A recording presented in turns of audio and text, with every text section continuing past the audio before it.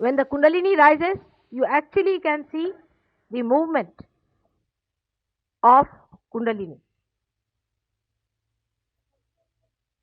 There have been many people who have been talking of Kundalini awakening. Actually, none of them who say so have shown the rising of the Kundalini. The reason being, the Kundalini never rose. The Kundalini only rises when there is somebody who is already enlightened and who knows the job of rising the Kundalini.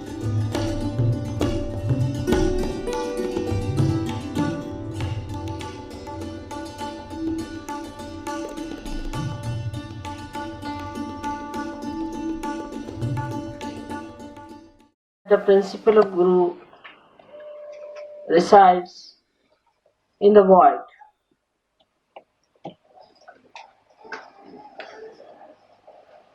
This is the principle which gives you balance, which gives you the gravity. The gravity that we have in the Mother Earth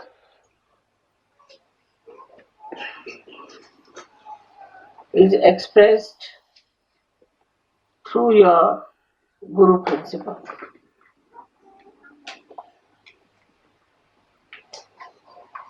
The first point of gravity is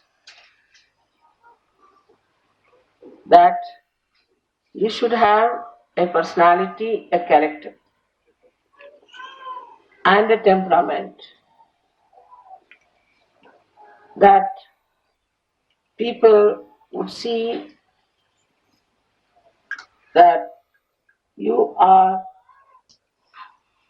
a personality who doesn't get dissolved into worldly things.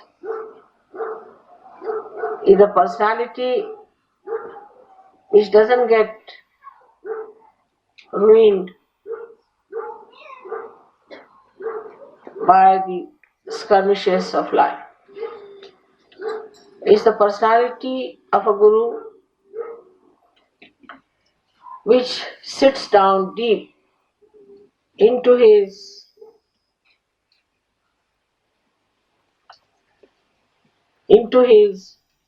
being and is not easily disturbed or dissolved by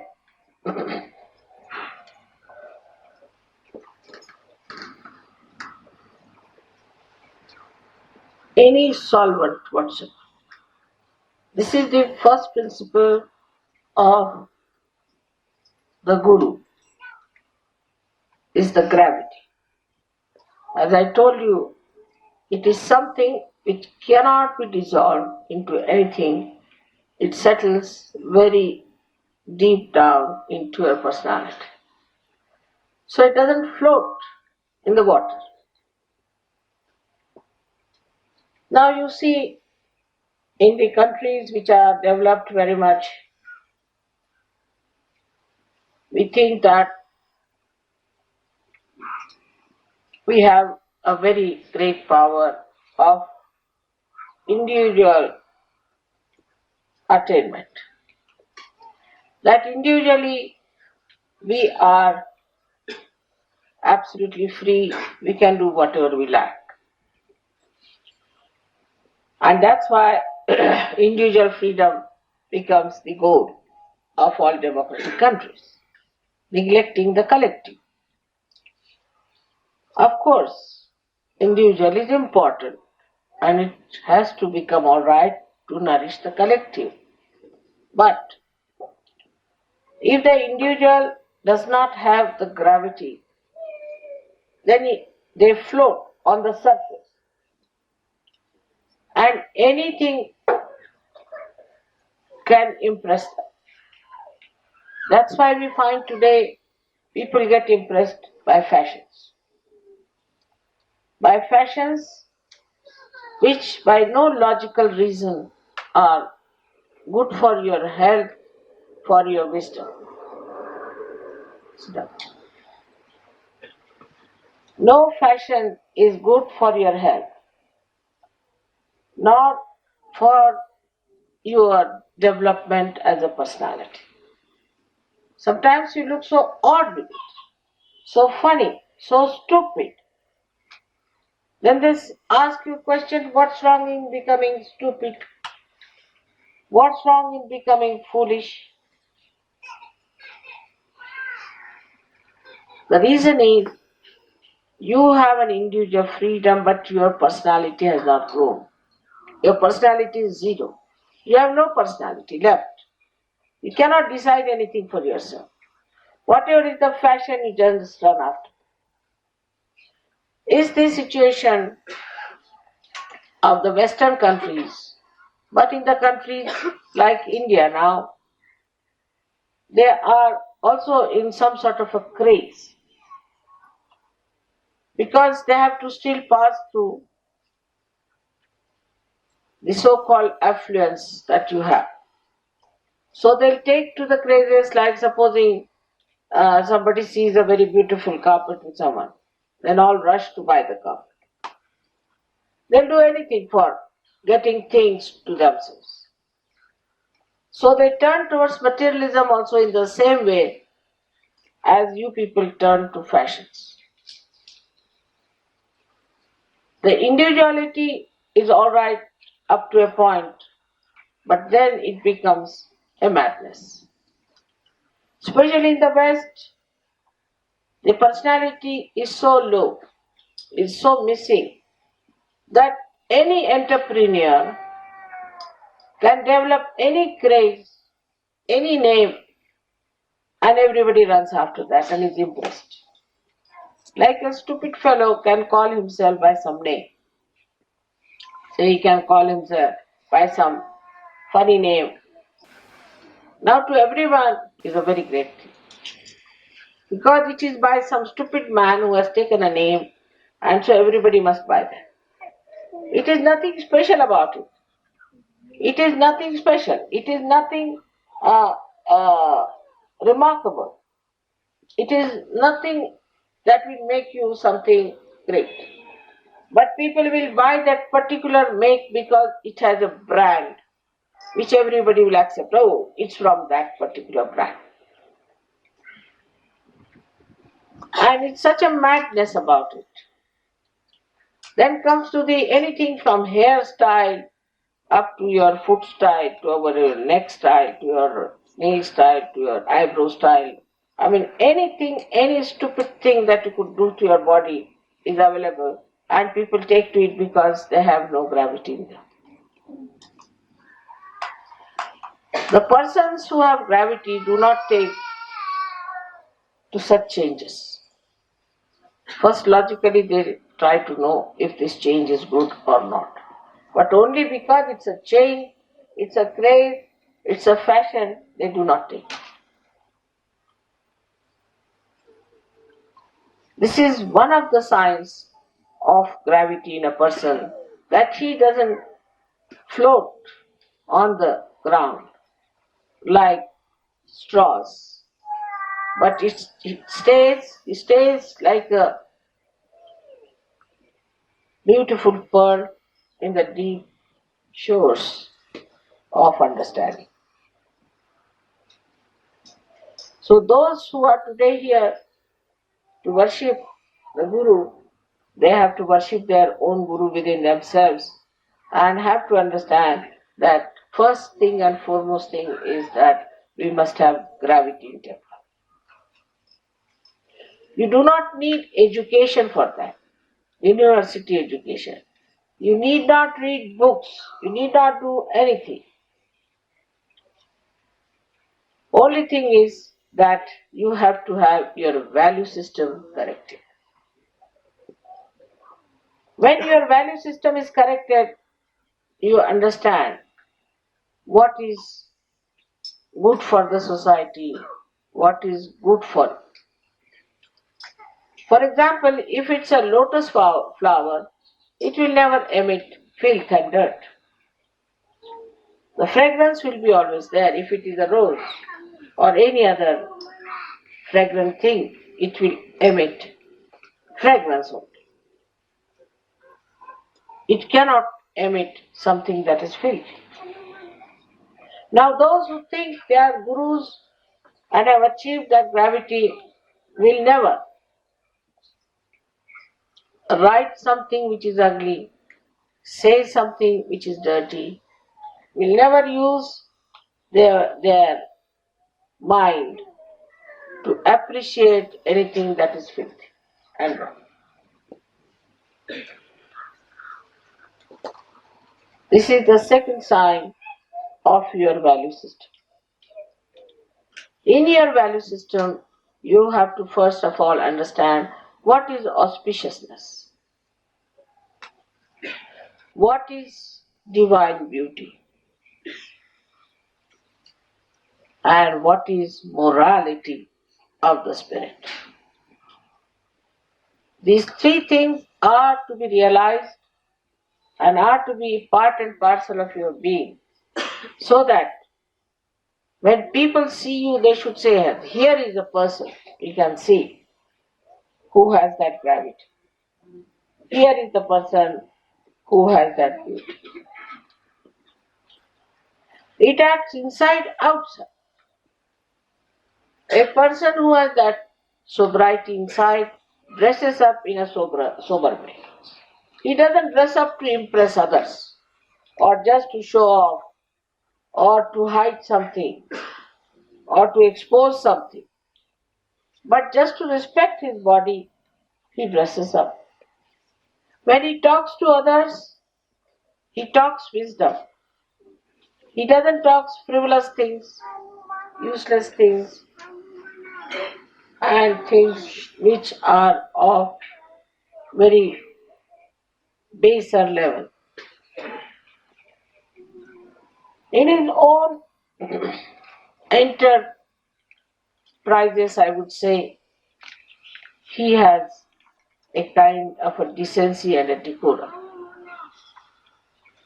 Like a person tries to become an expert. A person who worships his guru tries to be an expert in his work.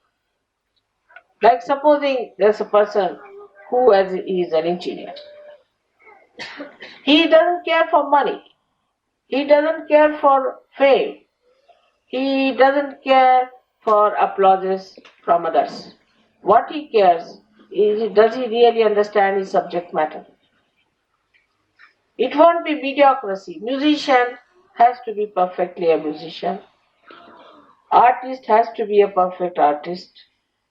He does not use the general methods of expertise, but his spirit, the guidance of his spirit, he tries to improve.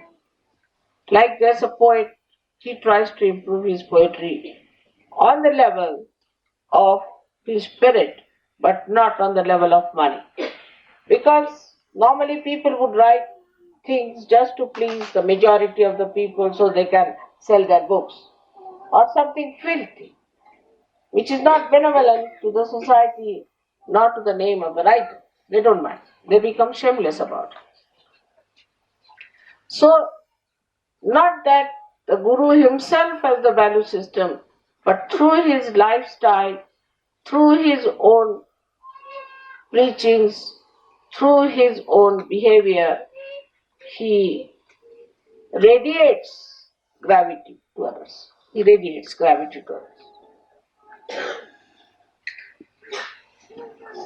So it builds up our value system of a balance. But it does not mean that if somebody wants to become an expert on one subject, then he neglects the other side. It's in balance. It has to be in balance. A person, say for example, who is a musician and cannot understand a painting, he is not an artist.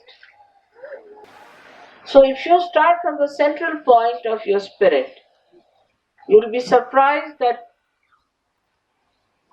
the knowledge that you receive or whatever you give is absolutely integrated and radiates from one point. So, in every way, you become an expert. In any subject, you become an expert. Anybody asks you a question, you know everything. But in that, you know what is worthless and what is of worth. You try to understand what is important. You know, you give up whatever is worthless. I mean, you would not like to know the names of different alcohols. You don't want to be expert in that. You don't want to be an expert of knowing all the names of all the carpet styles. You may not like to know all the varieties of salts. You may not like to know all the names of all the cameras. You may know, but need not feel that you do not. But whatever is important for the gravity of a personality, you will know. So, if you want to make it simple, we can know about auspiciousness. What is auspicious? We'll know about fair play. What is a fair play towards others? You'll know about what is justice in the eyes of God. You'll know about the divine music that elevates your Kundalini. So, as a result of this gravity, you get discrimination.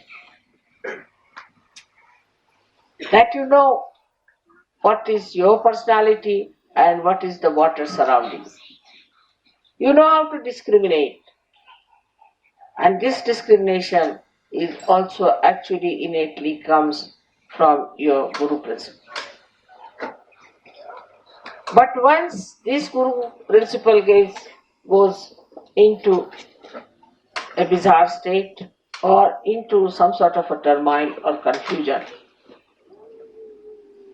by so many other things, like you have a wrong Guru, you have a false Guru, you have false ideas, you follow false doctrines, you follow false theories, or you follow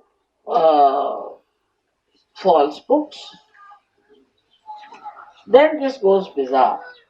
As a result of that, you develop Ekadasha Rudra on top of your head. Also, in case when you have problems of not temperate and moderate life, if you are an extremist, if you work too hard or you don't work at all, or if you only go on projecting yourself into one side and not paying attention to the other side of your life. With all these imbalances, physical, mental, emotional, and spiritual, you develop problems of your Guru principle. As a result, you develop this Ekadasha Rudra, which is the beginning of your destruction.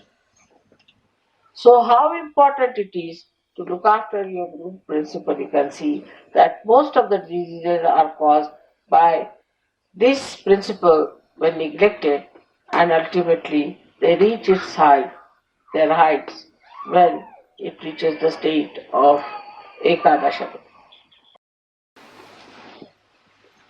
It is important that we have to know the gravity of the Mother Earth,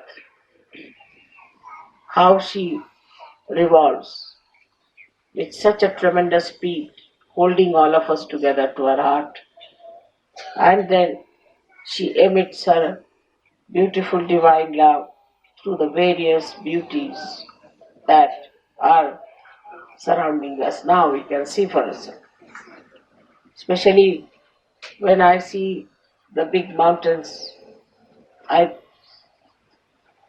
feel they are like great saints sitting and meditating here. But they are the only ones who can catch the Guru principle emitted by the sea. As you know, the sea is the Guru principle. And they are so high that they can catch the Guru principle. So, despite the fact you have that gravity, you are people of very high standards. And you are beyond any temptations, any stupid ideas, or any ideas that can pervert or spoil others. You stand above everybody else, stalwarts. As we had very great people on this earth, I've given you the names. As we said, there have been 10 gurus, starting from Adinath. We had Confucius, we had Socrates, and later on we had Abraham, Moses, and also up to Shirdi Sainath, we had about 10 great gurus. Now we have so many here sitting down.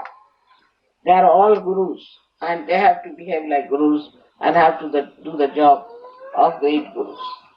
And this is what today we have to see if we can develop that gravity within ourselves and understanding within ourselves.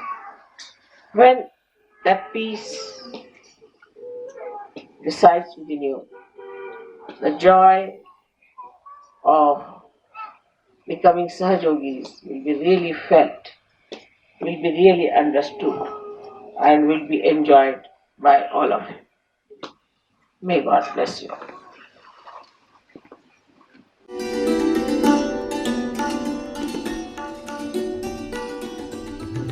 You all are capable of getting self-realization, all of you. Whatever must be, your past doesn't matter. We have to be in the present. Past is finished, future doesn't exist. You will be in the present, and that's the reality, which you all can feel the vibration.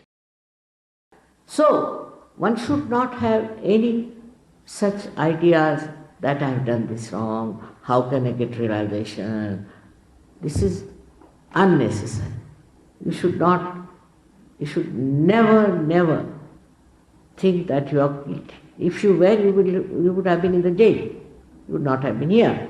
So, don't think you are guilty. Don't judge yourself. You don't know yourself. It is to know yourself you have to do this. And don't judge. You must have great respect and love for yourself. And I am sure it will work out tonight as desired by these people. But those who don't want to have self-realization, I would say they can go. Because I don't want them to disturb others. Supposing if you don't want, it cannot be forced. It has to be asked for. You cannot force it onto anyone. You cannot pay for it.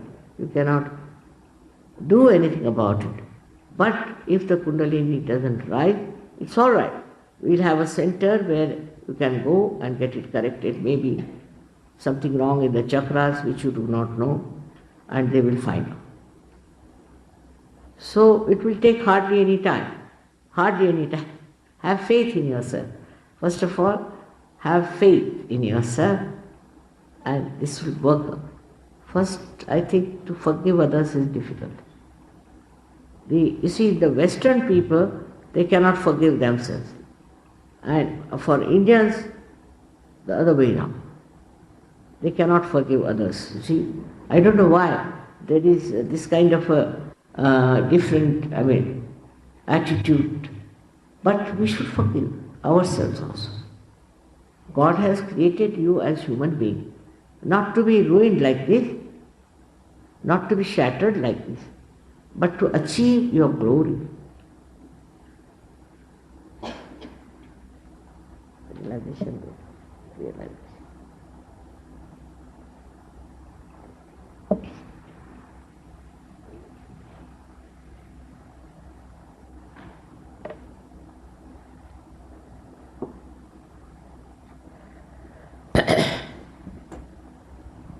You have to just put your hands towards me like this. I think if you have shoes, you have to take it out. Helps us a lot. We are sitting in Delhi. We are here in this Bharat Bhumi, in this yoga book. It works very fast. In this country, it works very fast. And also with you people, because you love this country very much, you work so hard for this country. So it works very fast. So don't have any apprehensions. Just put your both the hands like this.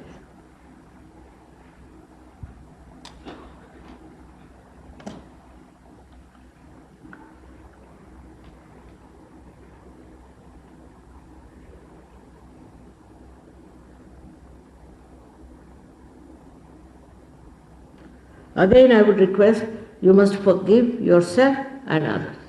That's very important, because if you don't do that, then your center here, we call the Vishuddhi Chakra, will be blocked.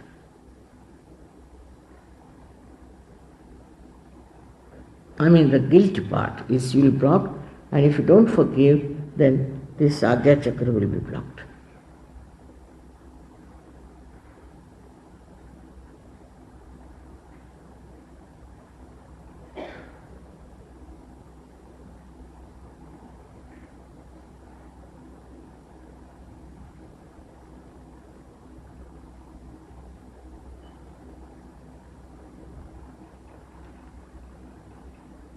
Please put your hands like this, little lower. Now,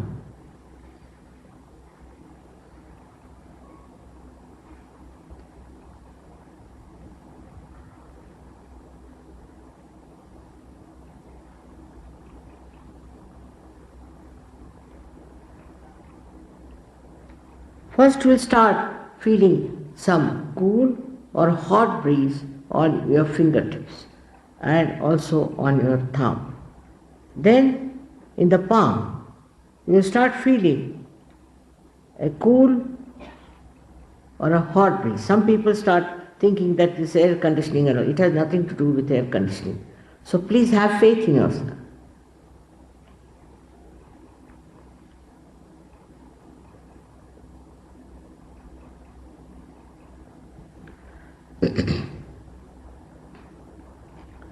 Now, please put right hand towards me and put down your head a little and feel with your left hand on top of your fontanelle bone area, which was called as talu. If there's a cool or a hot breeze coming out. Now please put down your heads a little and see for yourself. Move your hand. It might be coming very far, maybe very close, but don't put your hand on top, but above. Just move, please, move it on the sides and see for yourself that there's a cool or a hot breeze like coming. It is hot means you have not forgiven. It means only that you have to really say, I forgive. You don't have to do anything except you have to say in your heart, I forgive everyone. That's a very great quality. Now please put your left hand towards me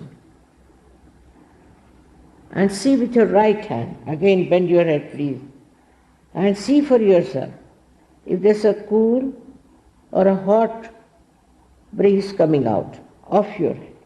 Just see for yourself.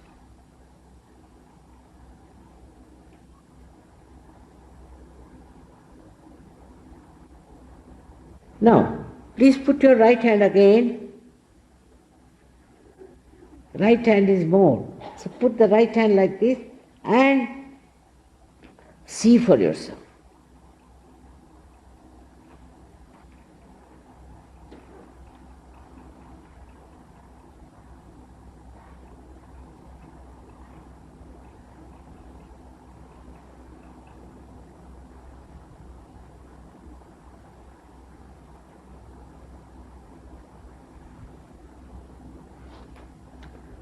Now again put both the hands towards you.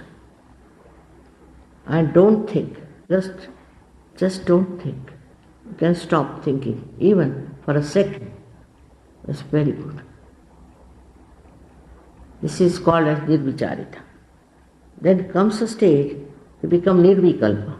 When there is no doubt in your head, you become into doubtless awareness. where you're sure you've got it, you're sure you can do everything. That is the stage one has to rise.